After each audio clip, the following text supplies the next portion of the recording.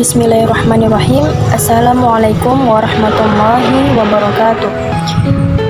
Nama saya Aprilia dari Universitas Muhammadiyah Sumatera Utara, kelas 5 A1 Pagi Pendidikan Agama Islam. Baik, kali ini saya akan menjelaskan sedikit tentang bagaimana sih rancangan rencana pengembangan evaluasi pembelajaran AI di sekolah MTS. Nah, lanjut, saya di sini memilih mata pelajaran Akidah Akhlak karena menurut saya ini materi yang cocok untuk murid yang sedang masa-masa pubertas sekarang ini. Dan judulnya itu adalah sopan dan santun kepada siapapun. Untuk pembahasan lebih lanjut, yuk simak video berikut.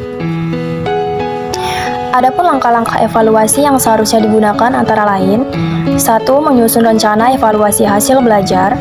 2. Menghimpun data, misalnya seperti memberikan latihan-latihan. Ketiga, melakukan verifikasi data, yaitu mendata semua hasil belajar siswa setelah dikerjakan. Nah, lanjut yang keempat itu ada mengolah dan menganalisis data. Yang kelima, memberikan interpretasi dan menarik kesimpulan. Contoh, siswa ini berhasil dan mampu mengerjakan tes-tes yang diberikan oleh guru.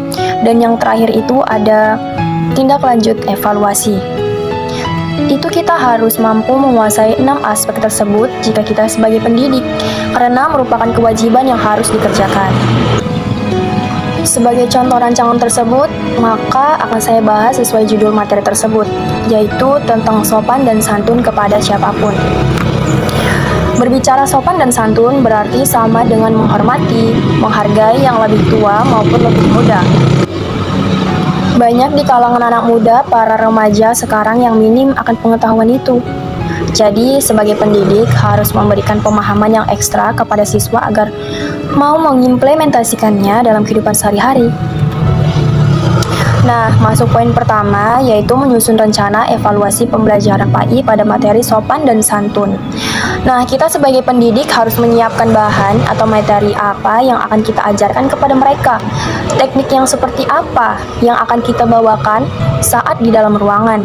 Misalnya, suasana yang menyenangkan, tidak monoton, dan tidak seperti mendengarkan dongeng. Jadi, mudah lebih cepat bosan atau mengantuk.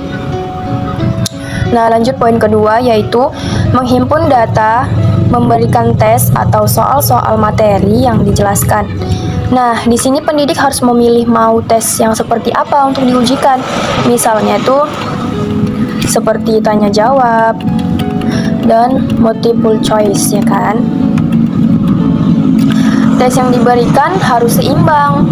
Ada yang gampang, susah dan gampang, dan gampang-gampang susah. Itu harus berkesinambungan, harus seimbang gitu. Karena dari tes ini kita dapat menilai berhasil atau tidaknya, atau tidak mampunya seorang siswa tersebut, karena sebelumnya kan sudah dijelaskan secara detail tentang materi sopan santun itu tadi. Kemudian lanjut poin ketiga, yaitu melakukan verifikasi data. Nah, di sini pendidik sudah mendapat gambaran dari hasil yang telah dikerjakan tadi. Kira-kira banyak yang berhasil atau tidak, mampu atau tidak untuk materi sopan dan santun tersebut. Kira-kira jika dilanjutkan ke bab lainnya bisa nggak seperti itu. Setelah itu masuk poin keempat, yaitu mengolah dan menganalisis data. Kegiatan ini biasanya untuk mendata siapa-siapa saja yang berhasil dan tidak untuk mengerjakan tes. Nah, dari sini untuk mengetahui tanpa banyak membaca dengan sebuah grafik. Hasil evaluasi tadi digambarkan melalui grafik dari nilai terendah sampai yang tertinggi.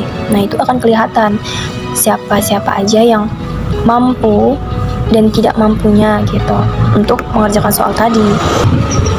Lanjut poin kelima, yaitu menarik kesimpulan. Kita sebagai pendidik jadi mengerti apa fungsinya dari evaluasi rancangan pembelajaran ini. Kira-kira sangat membantu atau tidak dengan menggunakan teknik-teknik yang sudah dijelaskan tadi, begitu. Yang terakhir yaitu tindak lanjut hasil evaluasi dari pembelajaran.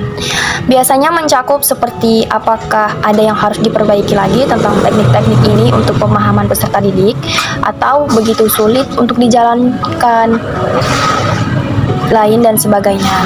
Sekian, terima kasih. Semoga bermanfaat untuk kita semua. Assalamualaikum.